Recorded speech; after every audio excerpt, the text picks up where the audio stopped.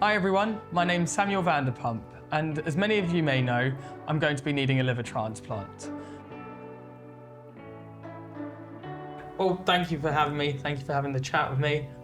Been a weird few weeks, months. It's a very personal situation for you, a very personal story for everybody who's waiting for a transplant. And you know, they're willing, everybody that's involved, to do as much as they can to get them that transplant. But many of them don't have the ability to have a platform like you, and to use it, you know, it's fantastic. You know, every additional person that registers, you never know, that might help us in getting more transplants and saving more lives. So that's where it all links together. And you know, hopefully that's what we'll do by getting more people registered. And we're, you know, you and the other 8,000 people, sadly it's 8,000 now that are waiting for a transplant. You know, we know, shivers down my spine when you say that number. But we know they're willing us to do our best work every day, and that's what keeps us really motivated. Really interesting. I thought when I first met you and some of the lovely ladies from your team, I believed that you were just a charity, which were just focused on helping those registration numbers, but boy was I wrong, right?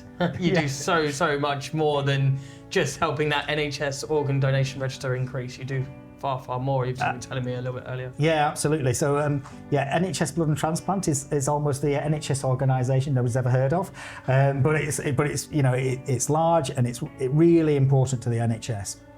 So, you know, we facilitate blood donation in England and do everything from recruiting blood donors to organising the blood donor sessions to where we take blood, and then facilitating it all the way through the process to delivering it at the hospital. And for organs, we do again the whole process from the beginning end. So promoting donation, facilitating the conversation with the donor family. We have specialist nurses across the whole of the UK that do that. And then we organise the organs to be donated and the operation, and then right through for the organs being delivered to the transplant unit. Of course, we do have a charity, and the charity powers some really important work, both in research, some new novel technologies that we're using.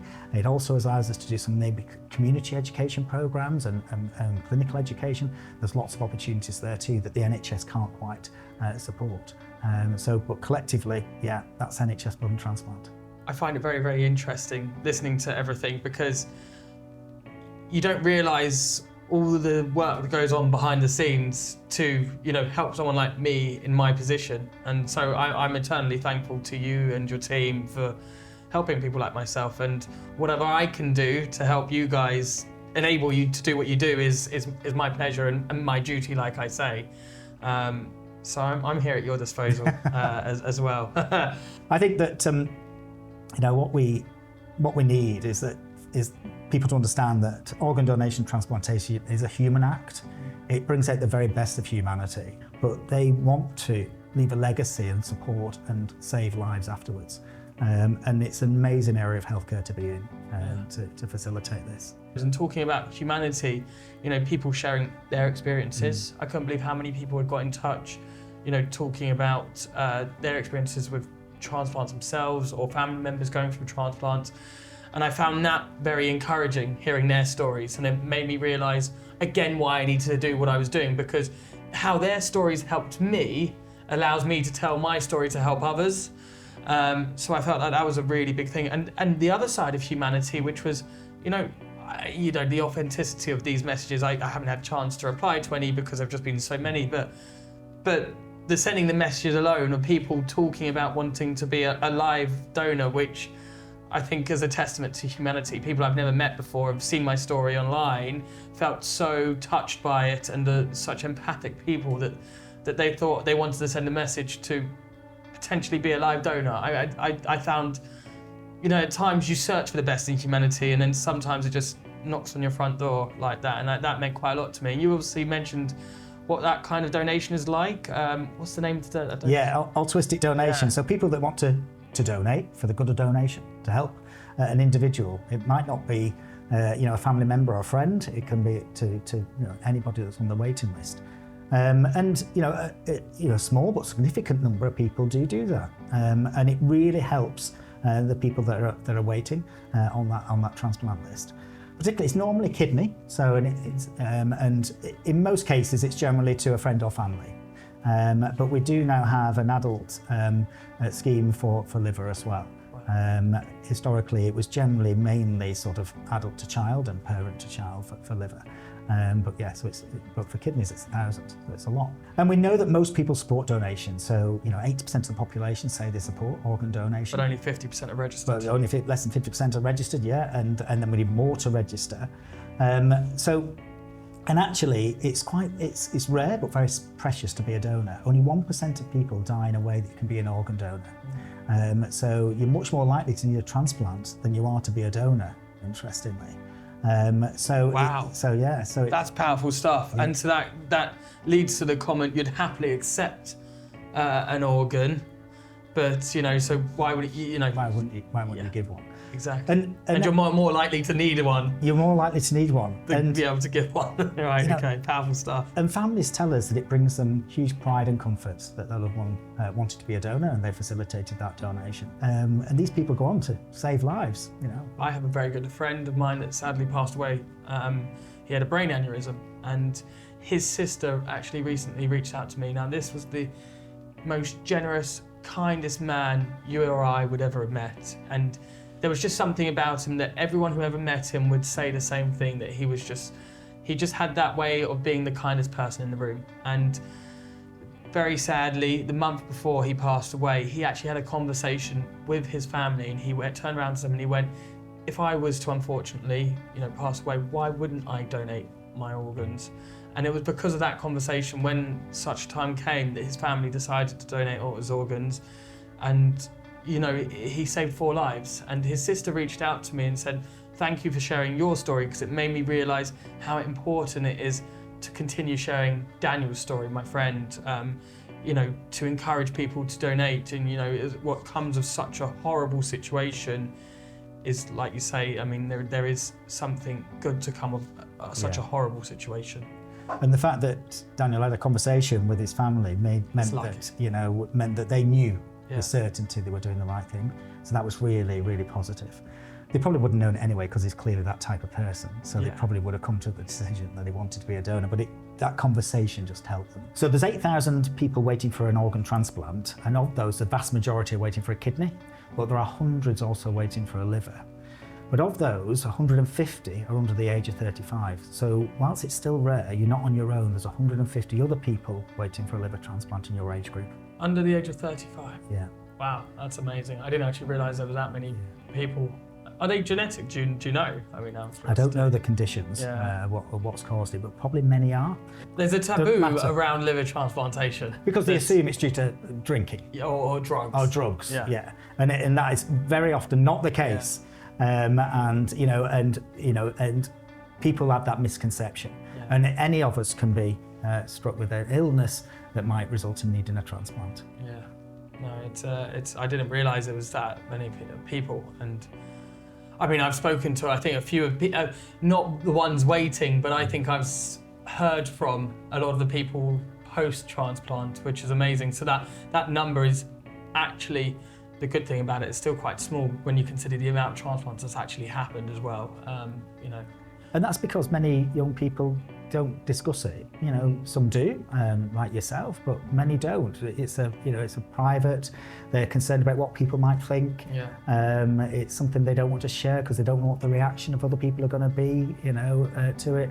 So actually, your courage in sharing it might help them have the courage to share their story too. Transplantation, organ donation and transplantation is a fascinating area of healthcare. We've got pioneers all over that are really pushing, which is fantastic.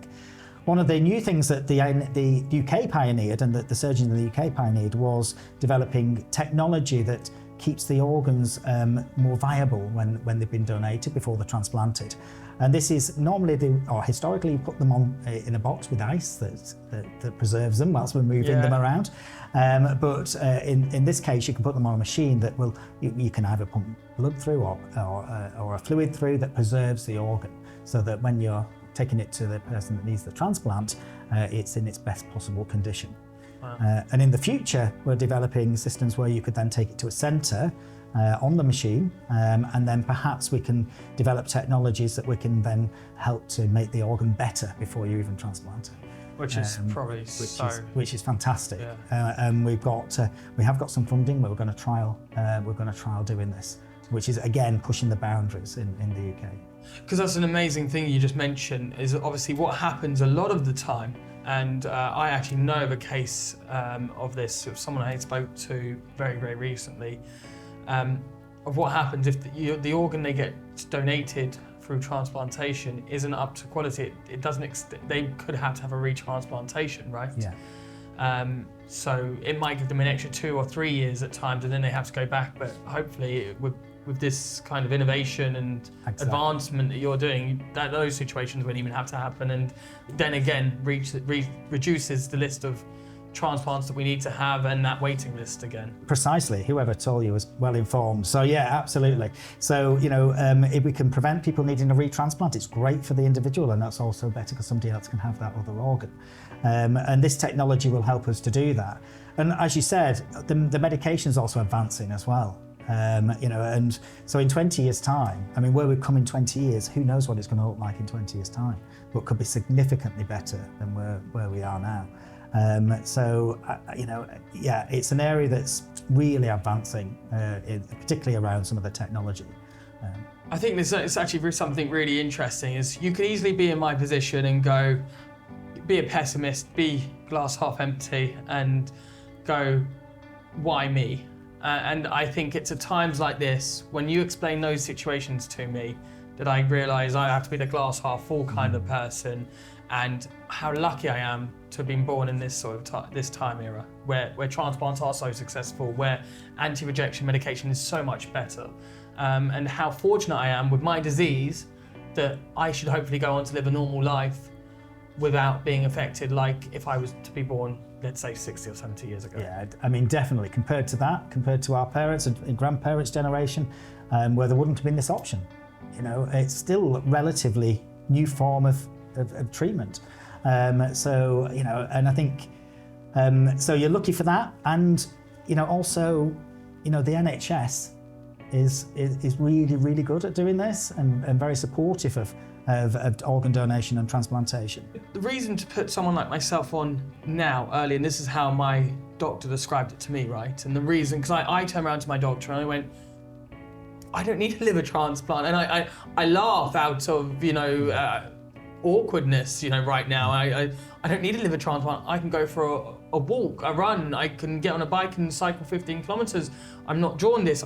I'm fine. And he said to me, yes, I appreciate you're fine here today speaking to me, but it's about the unknown of where you'll be in 5 years' time. We don't want to leave it to the unknown where you maybe get too ill too quickly and you wouldn't be on that list anymore. So that's why we put you on the list now. But so if I'm at the bottom of that list, because obviously I'm one of the most healthy, but then all of a sudden I start to rapidly decline and then I don't make the transplant, how does that algorithm position me to make sure I get the transplant while I'm healthy, but obviously puts me at the back, and then make sure I don't fall off that list? You have to meet certain criteria to get on the list. And once you've met that criteria and then you go onto the list, you're given sort of points for, as you said, for different matching criteria. So how well you are, your condition, your blood group, and so on, age, and so on and so forth. That is all taken into account in the matching.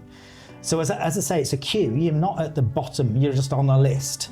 And at any stage, if there's a match, so a donor that matches for you, and within those categories, you are at the top, then you'll come out of the list, wherever you are. If you get to a stage where you become very ill, but not too ill to have the transplant, then the category changes. So you become an urgent case or a super urgent case, which gives you more points, and then you're more likely to come to get the transplant on the list. Sam, I just wanted to personally thank you for supporting the NHSBT Charity, and also for sharing your story and talking to me about organ donation. It's my pleasure, and I'm going to be taking a lot from the NHS and the organisation. So I feel like with my platform, it's my duty to help in whatever way I can. So if that's by raising awareness, that's what I will do. So yeah, how can we all help?